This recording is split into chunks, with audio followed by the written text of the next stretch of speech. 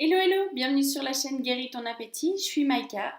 Donc pour faire suite à ma vidéo précédente qui traitait des aliments sains ou des aliments malsains, j'aimerais te parler en fait des discours internes. En fait, on a à l'intérieur de nous tous des discours qui se font et toutes des habitudes de nous parler à nous-mêmes qui peuvent parfois nous encombrer dans notre vie et notamment par rapport aux compulsions alimentaires, nous pousser davantage à manger. En fait, par exemple, pour revenir à ma vidéo précédente, si jamais tu ne l'as pas vue, tu peux aller la voir, ça t'aidera peut-être à mieux comprendre celle-ci. Quand tu essayes de t'interdire quelque chose ou quand tu te réponds de manière dure, restrictive et peu compréhensive, en fait, ça va te pousser à manger davantage, à faire l'inverse. Pour donner un exemple, une fois, je rentrais du travail et puis c'était assez tard. Et puis en fait, en rentrant du travail, sur mon chemin, il y avait le McDo.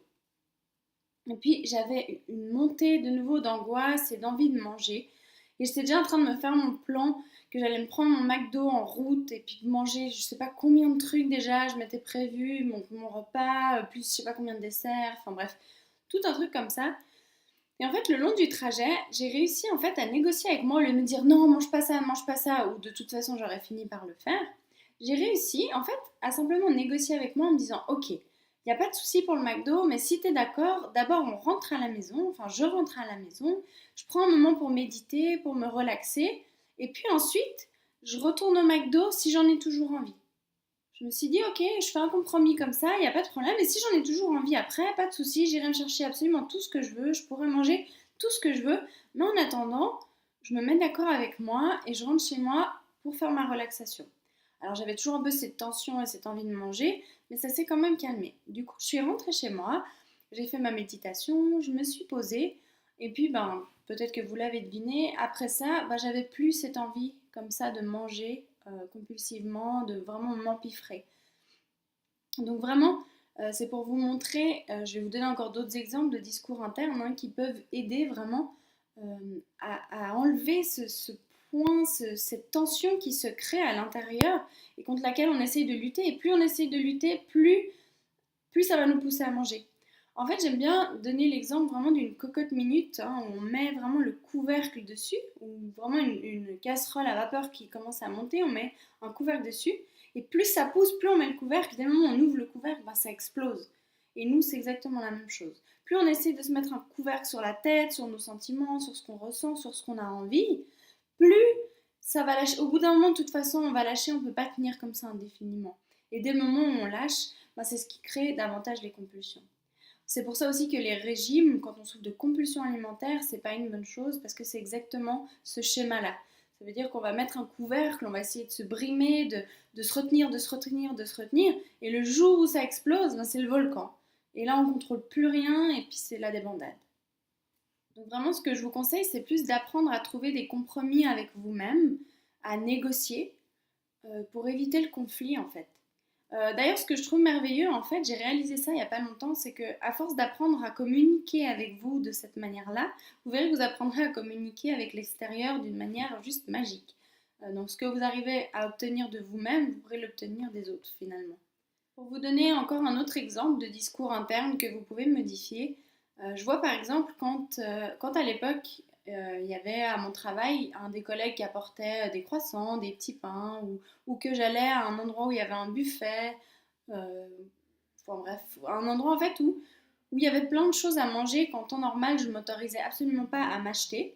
En plus, ce qui est assez paradoxal, c'est que je m'empiffrais pratiquement tous les jours chez moi avec des biscuits, du chocolat, mais il y a certains aliments, par exemple le matin, jamais j'allais aller me faire le plaisir d'aller m'acheter un petit pain, comme si à un enfant vous lui feriez un cadeau. En fait, c'était vraiment juste du craquage quand j'en pouvais plus, mais de la gentillesse envers moi-même, de m'offrir des choses qui me faisaient plaisir, non.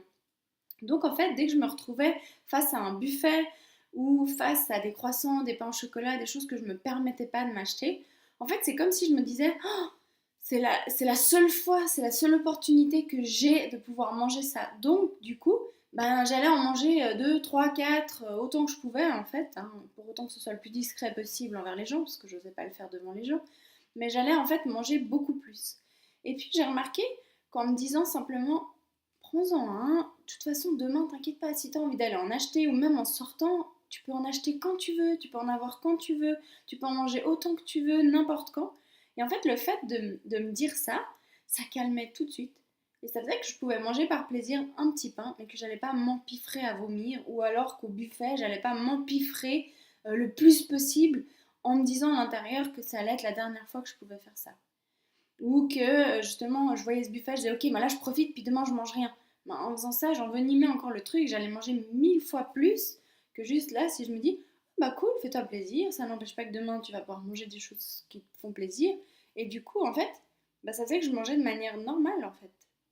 Je mangeais ce qui me faisait plaisir jusqu'à satiété et ensuite je m'arrête.